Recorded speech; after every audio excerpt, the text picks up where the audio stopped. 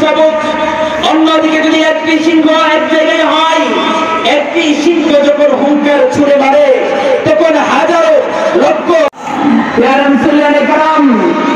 খুলে দেখেন কিতাবুল মাগাজিতে এসেছে, বুখারীর বর্ণনা, বারা রাদিয়াল্লাহু তাআলা আনহু থেকে হাদিস আসছে, 4043 নম্বর হাদিস, বুখারী কিতাবুল মাগাজিতে। উহুদের মুসলমান পরাজয় বরণ করে কিংবা বিজয়ী হই, তোমরা কেহ সেখান থেকে নড়বে না। মুসলমান আর কাফেরের সঙ্গে লড়াই শুরু হয়ে গেল। এক পর্যায়ে কুখ্যাত পুত্তলিক মুশরিকরা পলায়ন করতে বাধ্য হলো। মুসলমান ভেবেছে আরে বিজয়ী তো হয়ে গেলাম, আল গরিমা বলে গরিবদের মাল সংগ্রহ করতে লাগলো। মুসলমান শুনেন, সংগ্রহ যখন করতে লাগলো, রাসূল তো বলেছিলেন বিজয় হই কিংবা পরাস্ত হই পাহাড়ের কাঠি থেকে তোমরা নড়বে না।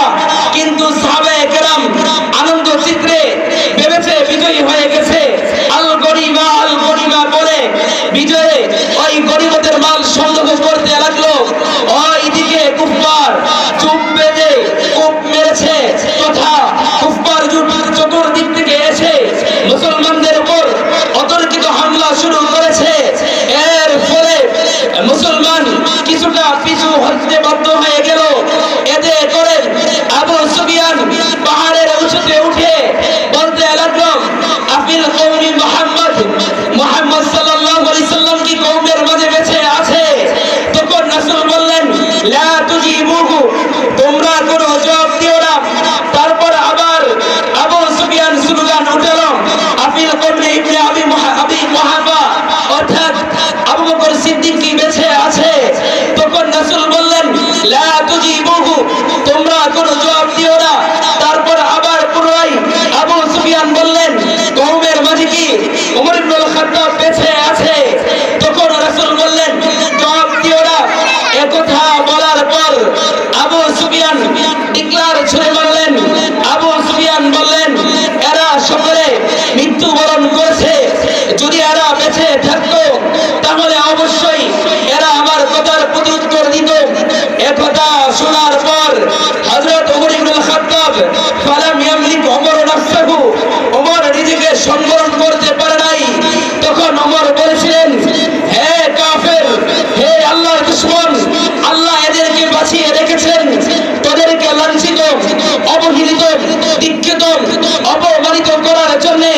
তখন আবু সুফিয়ান স্লোগান উঠালো, ও হলো হুবাল, বিজয় হুবলের।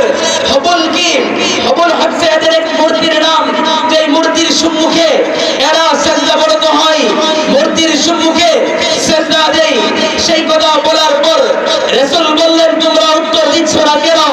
সাহাবায়ে কেরাম বললেন, মা নাকুলু ইয়া রাসূলুল্লাহ, আমরা কি বলবো?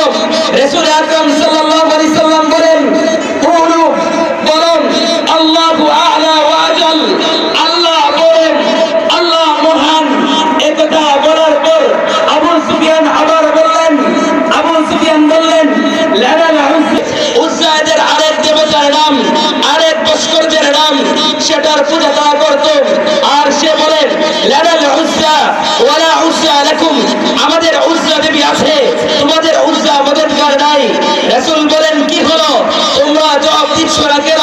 সাহাবায়ে কেরাম বলেন, ও আল্লাহর রাসূল, কি জবাব দেব? রাসূল আকরাম সাল্লাল্লাহু আলাইহি সাল্লাম বলেন, উলু, তোমরা বলো, আল্লাহু মাওলানা ওয়ালা মাওলা লাকুম, আল্লাহ আমাদের অভিভাবক, তোমাদের কোনো অভিভাবক নাই। মুসলমান বুঝো, এভাবেই ১,৫০০ বছর যাবত মুসলমানের স্লোগান আল্লাহর নামে হইয়াছে। কিন্তু আজ মুসলমান আল্লাহর নামের স্লোগান ভুলে গিয়েছে। দেখো না তোমরা, কিছুদিন আগে তো দেখেছো, কয়েক বছর আগে